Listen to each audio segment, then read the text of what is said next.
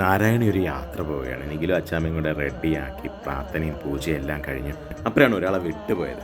നാരായണയുടെ സ്വന്തം തങ്കം.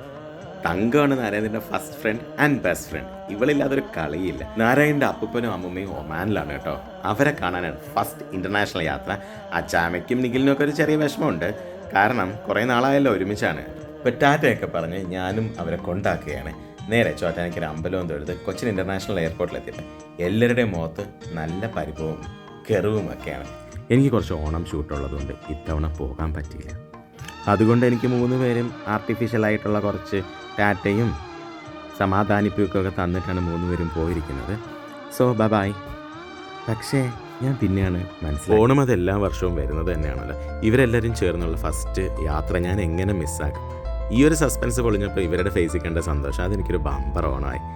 അങ്ങനെ ഞങ്ങൾ എല്ലാവരും കൂടെ ചേർന്ന് സന്തോഷത്തോടെ ഒമാനിലോട്ട്